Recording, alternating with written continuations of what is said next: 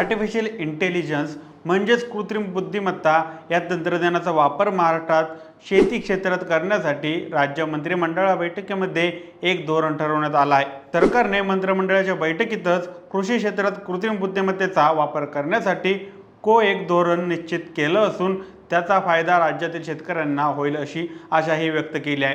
जागतिक पातळीवर तंत्रज्ञानाच्या माध्यमातून ज्या विविध गोष्टी सुरू आहेत त्याचा वापर भारतात किंवा महाराष्ट्रात करणं हे समजण्यासारखं असेल तरी अर्थव्यवस्थेतील प्रमुख क्षेत्र असलेल्या शेतीमध्ये कृत्रिम बुद्धिमत्तेचा वापर करून या क्षेत्राला संजीवनी देण्याचं काम होऊ शकतं का याचा विचार करण्याची आता गरज आहे। या सगळ्या गोष्टी जाणून घेऊया आजच्या या व्हिडिओच्या माध्यमातून। नमस्कार, मी सनी आणि तुम्ही पाहताय दैनिक राजा लोकतंत्र। गेल्या काही वर्षांमध्ये जगातील अनेक देशांनी कृषी क्षेत्रामध्ये कृत्रिम बुद्धिमत्तेचा वापर करायला सुरुवात केली आहे।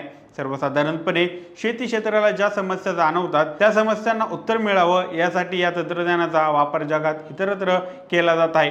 याच पद्धतीने महाराष्ट्रात हे तंत्रज्ञान वापरण्यात आलं तर देशातील शेतकऱ्यांना आत्महत्यांमध्ये प्रथम क्रमांक असलेल्या महाराष्ट्रात बळीराजाला दिलासा देण्याचं काम होऊ शकतं। मुळात संपूर्ण भारताप्रमाणे महाराष्ट्रातही बहुतांश शेती पावसावर अवलंबून आहे। हवामानाचा अचूक अंदाज जर मिळाला नाही आणि कधी पाऊसच पडला नाही आणि कधी जर गरज नसतानाही मुसळधार पाऊस पडला तर शेतकऱ्यांचं सर्व नियोजन कोलमडून जातं। तंत्रज्ञान वापरताना हवामानाचा शेतीवर प्रतिकूल परिणाम होणार नाही यासाठी या तंत्रज्ञानाचा अचूक वापर होणं देखील गरजेचं आहे। ऋतुचक्र सातत्याने बदलत असल्याने दरवर्षी पाऊस आपली सरासरी पूर्ण करत असला तरी देखील हवा तेव्हा तो पडत नाही आणि जेव्हा त्याची गरज नसते तेव्हा तो थांबत नाही। असंच काही गेल्या वर्षांचा इतिहास आहे।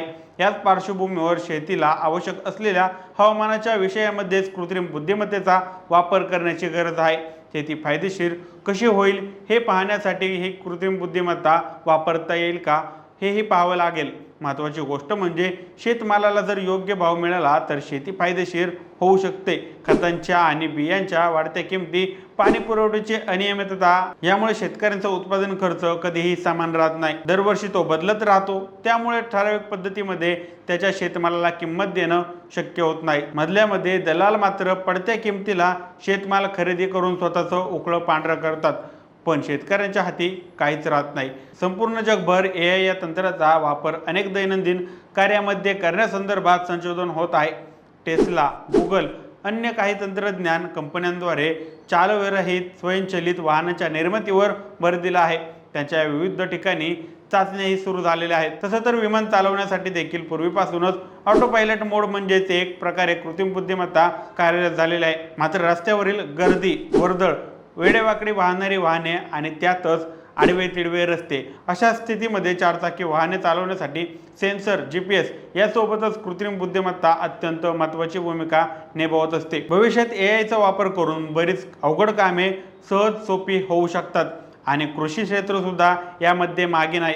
त्यामुळे सरकारने या गोष्टीकडे प्राथमिक लक्ष देण्याची गरज आहे। सरकारच्या कृत्रिम बुद्धिमत्ता धोरणांमध्ये विविध गोष्टींचा समावेश असला तरी महाराष्ट्रातील शेतकऱ्यांची शेती किफायतशीर आणि फायदेशीर कशी होईल या गोष्टीला सर्वोच्च प्राधान्य द्यावे लागणार आहे। शेती फायदेशीर होत नसल्यामुळे त्याचा कर्जबाजारीपणा वाढत जातो आणि त्यातून आत्महत्यांचं प्रमाणही वाढत जातं। तर कृत्रिम बुद्धिमत्तेसारख्या आधुनिक तंत्रज्ञानाचा वापर करून शेतकऱ्याला त्याच्या शेतातून चांगला नफा मिळायला हवा। येत्या काही दिवसांमध्ये महाराष्ट्र सरकारच्या या कृत्रिम बुद्धिमत्ता धोरणाचे विविध तपशील समोर येतीलच।